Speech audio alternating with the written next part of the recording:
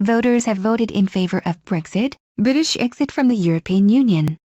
That means that in the coming months, British and European leaders will begin negotiating the terms of Britain's departure. Britain's exit will affect the British economy, immigration policy, and lots more. It will take years for the full consequences to become clear. But here are some of the most important changes we can expect in the coming months.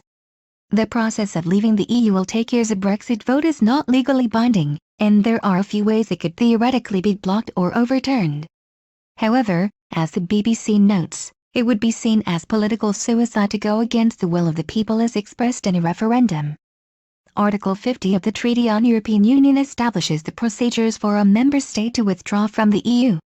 It requires the member state to notify the EU of its withdrawal and obliges the EU to then try to negotiate a withdrawal agreement with that state. A Brexit vote, however, does not represent that formal notification. That notification could take place within days, for example, when EU member countries meet for a summit that is scheduled for June 28 to 29. Or British officials might wait a few months to pull the trigger.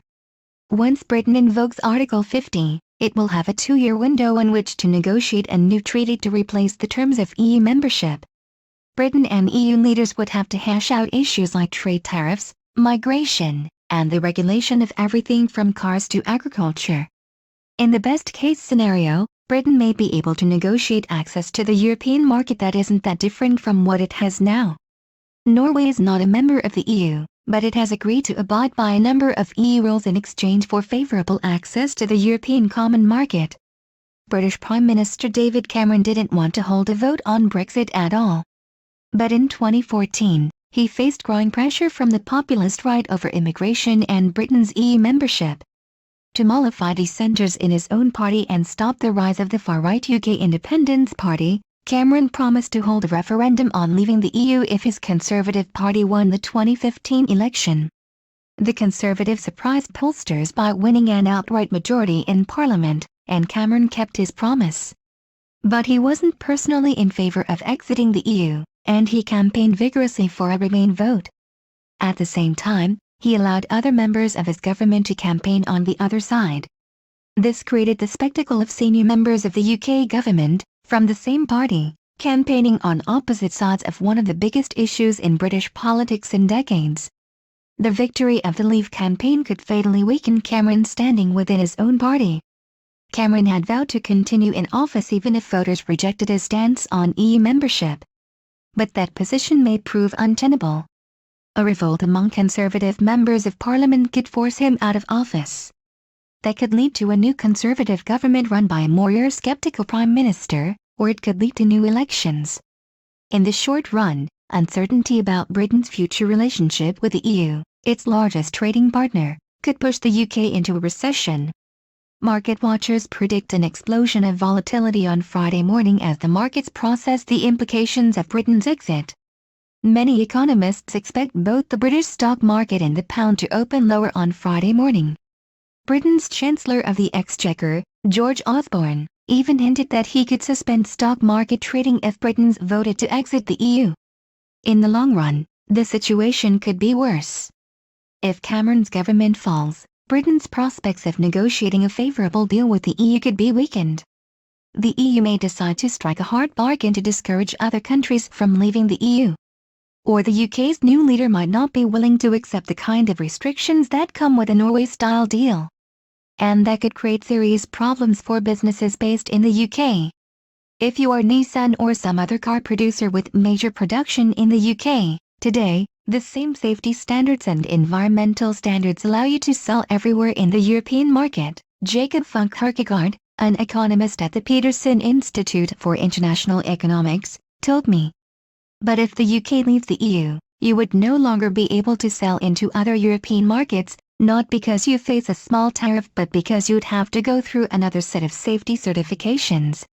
This kind of thing would be repeated in every industry you can think of. Critics say the economic effects could be large. The UK government has estimated that exiting the EU could cause the British economy to be between 3.8 and 7.5% smaller by 2030, depending on how well negotiations for access to the European market ultimately go. Other reports have found smaller but still significant impacts. One of the most important and controversial achievements of the EU was the establishment of the principle of free movement among EU countries.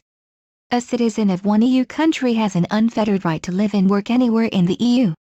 Both Britons and foreigners have taken advantage of this opportunity. There currently are about 1.2 million Brits living in other EU countries, while about 3 million non-British EU nationals live in Britain. Thanks to EU rules, they were able to move across the English Channel with a minimum of paperwork. Britain's exit from the EU could change that profoundly. It's possible, of course, that Britain could negotiate a new treaty with the EU that continues to allow free movement between the UK and the EU. But resentment of EU immigrants, especially from poorer, economically struggling countries like Poland and Lithuania, was a key force driving support for Brexit.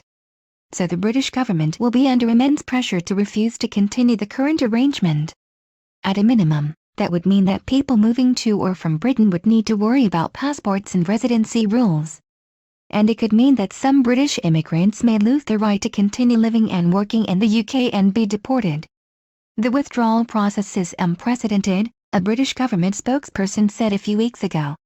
There is a great deal of uncertainty about how it would work.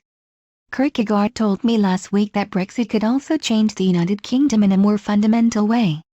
It's called the United Kingdom because it's made up of 4 countries: England, Wales, Scotland, and Northern Ireland. But if the United Kingdom votes to leave the EU, it may not stay united for very long. Polls have shown that people in Scotland broadly support remaining in the EU. And the Scots in particular have never been entirely satisfied with English domination, as shown by the 44% of Scottish people who voted to make Scotland an independent country in 2014. They like having the UK be part of the EU in part because it provides a counterweight to English power within the UK. Kierkegaard predicts that if the UK leaves the EU over the objections of voters in Scotland, it will strengthen the hand of separatists there. That could lead to an independent Scotland, which would most likely petition for admission to the EU in its own right. But Brexit supporters dispute this analysis. They note that Scottish support for independence has waned in the 2 years since the Scottish vote, in part because falling oil prices have reduced the value of Scotland's offshore oil fields. And British economist Andrew Lalico, a Brexit supporter, told me last week that Brexit could actually strengthen Scottish loyalty to the UK. Scottishness as a political identity grows as Britishness withers, he argues. If Westminster is a middleman between Edinburgh and Brussels, they can cut out the middleman. But if Britain re-establishes itself, the Scots will increasingly see themselves as defined by British identity again,